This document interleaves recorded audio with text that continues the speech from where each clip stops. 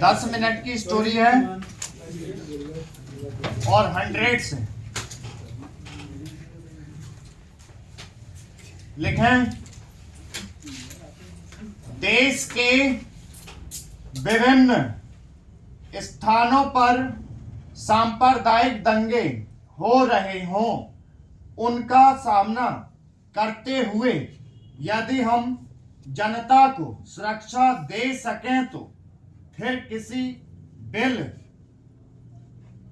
की आवश्यकता नहीं है। महोदय, योजना पर वाद विवाद सच्चे अर्थ में एक राष्ट्रीय विचार विमर्श का अवसर है और मुझे प्रसन्नता है कि सदस्यों ने इसे गंभीरता पूर्वक लिया है। हालांकि इसकी योजना आलोचना भी बहुत हुई है। ऐसी आलोचना सुनने के हम अभ्यस्त हो चुके हैं। पहले इसका लक्ष्य योजना का विचार ही हुआ करता था। सौभाग्य से वह बात अब नहीं रह गई है और हम विकास की ऐसी सीढ़ी पर पहुंच चुके हैं जब मुझे आशा है कि सभी दल योजना के विचार का अनुमोदन करते हैं। कुछ ने योजना के अंशों का अनुमोदन किया है और अपनी आलोचना अनेक कार्यक्रम को लागू करने से तरीके के लिए सुरक्षित रखी है। कई सदस्य ऐसे हैं जो योजना के हमारे ढंग को बिल्कुल पसंद नहीं करते।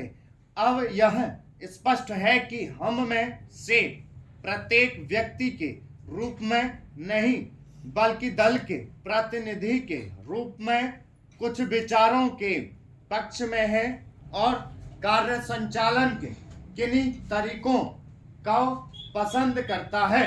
हमने पर्याप्त विचार विमर्श और सोचने समझने के बाद यह निश्चय किया कि हमें किस प्रकार का योजना आयोग बनाना चाहिए और आयोग को किस ढंग से काम करना चाहिए।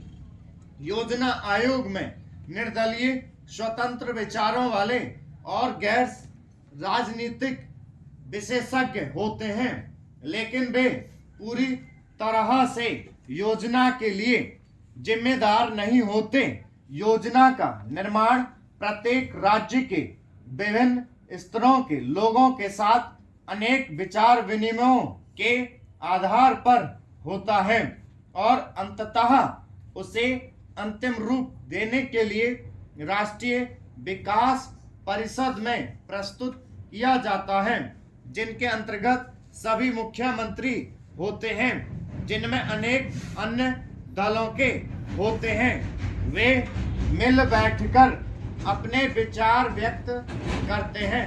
यह ठीक है कि इन बैठकों में मतभेद भी होता है, जो सामान्यतः योजना के तरीकों को लेकर नहीं बल्कि अधिकांशतः इस पर होता है कि किस राज्य को कितना पैसा मिलना चाहिए।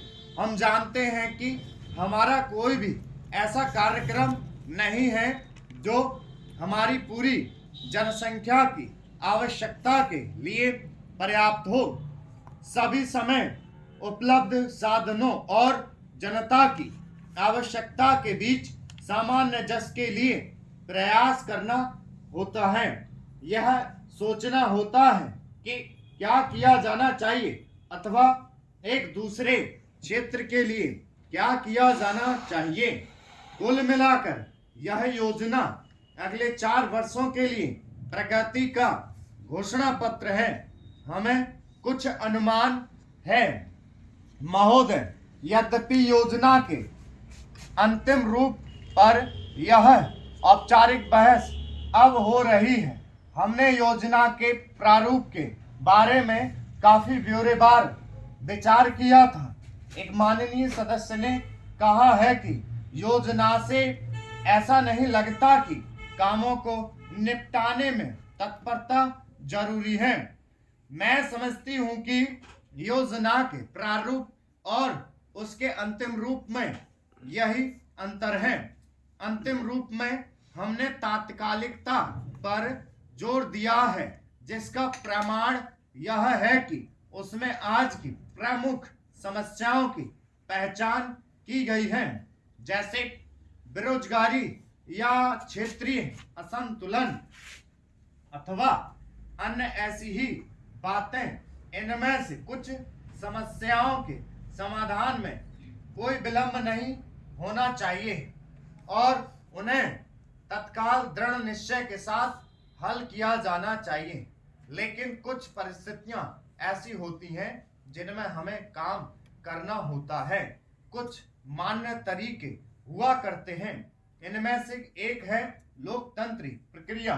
बहुत से लोग चाहते हैं कि हम कई काम एक साथ करें और इनमें से कुछ के बारे में हम सहमत भी हैं कि वे सही काम हैं, लेकिन हम लोकतांत्रिक प्रक्रिया के प्रति वचनबद्ध हैं।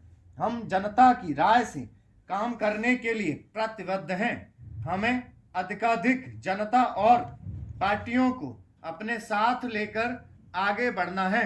मैं समझती हूँ कि अगर इससे हमारी गति कुछ धीमी भी रहती है तो भी हमारी प्रक्रिया को बल मिलता है और हम जो भी काम हाथ में लेते हैं उसे बल मिलता है। दूसरा तरीका मिश्रित अर्थव्यवस्था का है, जिससे शायद कुछ लोग सहमत नहीं हैं, लेकिन जिसे हमने अपने लिए निर्धारित किया है। ऐसी अर्थव्यवस्था की अनेक त्रुटियां भी होती हैं, लेकिन हमारे देश में आज जो परिस्थिति है उसमें हमारी सरकार, हमारे पूर्ववर्तियों और आज के सहयोगियों ने यह अनुभव किया कि हमें इस तरीके को अपनाकर चलना चाहिए। मिश्रित अर्थव्यवस्था का अर्थ मेरी समझ से यह नहीं है कि कुछ समृद्ध परिवारों को इसका लाभ मिलता रहे। कृषि या लघु उद्योग जैसे अनेक क्षेत्र कमजोर वर्गों के लाभ के लिए निजी क्षेत्र में रखे गए हैं और हमारी मिश्रित अर्थव्यवस्था के अंतर्गत अपने लिए लोगों को अनेक कार्यक्रम अपने हाथ में लेने के अलावा उनमें अपने लिए काम करना चाहिए। मुझे मालूम है कि स्वाधीनता के तुरंत बाद जो स्थिति उत्पन्न हुई थी उसका कुछ परिवारों, ग्रुपों, व्यावसायिक घरानों ने निजी स्वार्थ के लिए लाभ उठाया। महोदय, हम सभी इस बात के शिकार हो जाते हैं कि अपने दलगत स्वार्थ में आकर गलत काम कर बैठते हैं। कभी भाषा और कभी किसी प्रदेश के स्वार्थ में ऐसे प्रश्न उठते हैं जो हमारे राष्ट्र की एकता को कमजोर करते हैं। अभी एक माननीय सदस्य ने यह प्रश्न उठाया और आरोप लगाया कि भारत सरकार कुछ प्रदेशों के साथ इंसाफ नहीं करती। भारत सरकार कुछ प्रदेशों के प्रति पक्षपातपूर्ण नीति अपनाती है।